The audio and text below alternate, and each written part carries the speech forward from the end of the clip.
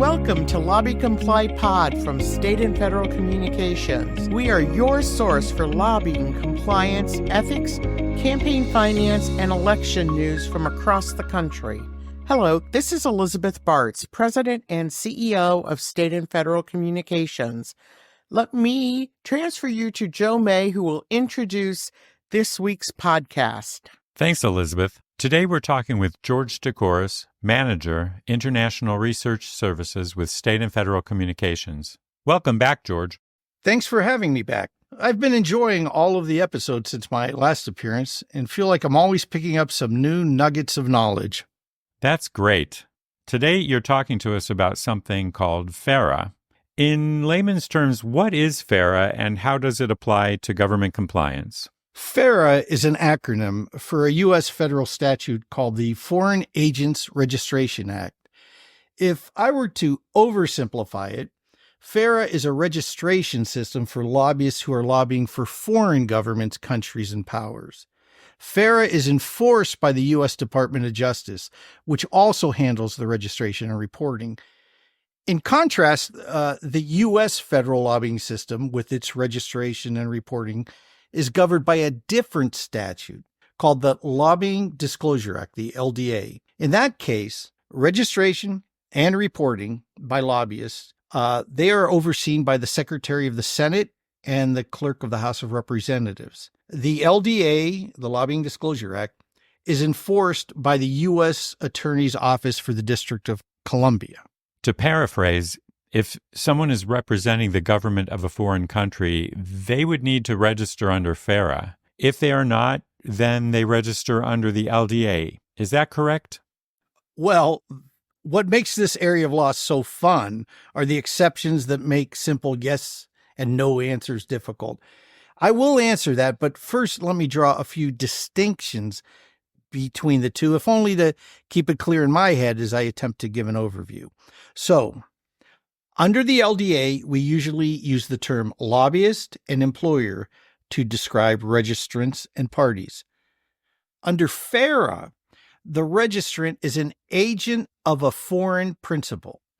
Now, this can be any person acting as an agent, a representative, an employee, or even a servant, or it could be a person acting at the order, request, or under the direction or control of a foreign principal.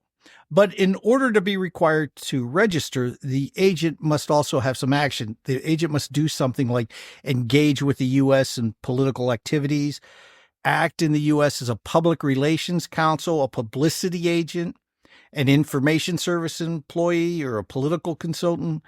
They must solicit, collect, disperse contributions, loans, money, things of value in the U.S. And they must represent within the U.S. the interests of a foreign principal before the U.S. government or agencies. What would a foreign principal be? A foreign government? Yes, absolutely. But it can be more. It can also be a foreign political party, for instance. It can be any entity organized under the laws of a foreign country or having its principal place of business in a foreign country. A foreign principal can actually be any person outside the United States except for U.S. citizens. And the Department of Justice has clarified that it can also include a foreign faction or a body of insurgents whose legitimacy the United States government hasn't even recognized yet. Well, that sounds like everyone. There are a lot of exceptions to being considered a foreign principal. Well, there are obvious exceptions like diplomatic exceptions if the person is a diplomatic officer recognized by the U.S., but that's only as long as they're acting within the scope of their functions. And there's other exceptions like religious, academic, and scientific exemptions. And the exceptions cross over and blend with the exemptions from being required to register as an agent or one employing the agent. There are two exemptions that draw the most attention: commercial exemptions and exemptions for registering under the LDA. Bona fide commercial activity that doesn't predominantly serve a foreign interest doesn't require registration. In other words, private and non-political conduct in business that is not for a foreign interest purpose. That would be an exception. But if the company's activities are directed by a foreign government or political party, or they directly promote the political interests of the foreign government or the party, then they still have to register.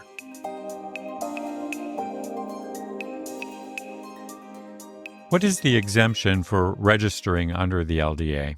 So, an agent registered under the LDA is exempt from registration under FARA if the agent has engaged in lobbying activities that are defined under the LDA, meaning lobbying Congress and such, and the representation is not on behalf of a foreign government or foreign political party.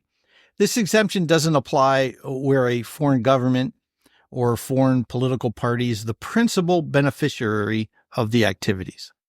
So if a person determines that they are an agent needing to register under FARA, how and when do they do that?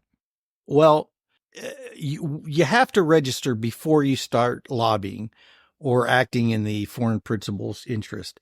And under the law, a registration statement must be filed with the Department of Justice, the U.S. Department of Justice, within 10 days of agreeing to act as an agent. Do agents file reports? Yes, they have to file supplemental statements every 6 months after their initial filing.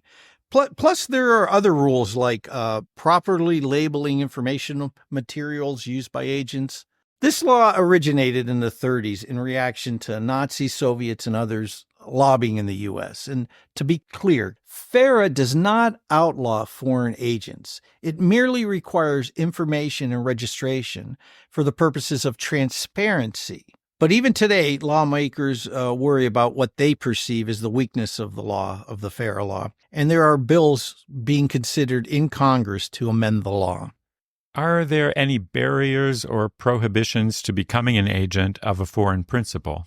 Well, under a presidential executive order, some appointees can't register under FARA for the remainder of the Biden administration or for 2 years following the end of their appointment, whichever is later.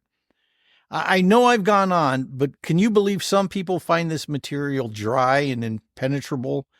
Really, I hope I've provided for you a brief and somewhat understandable overview of what FARA is.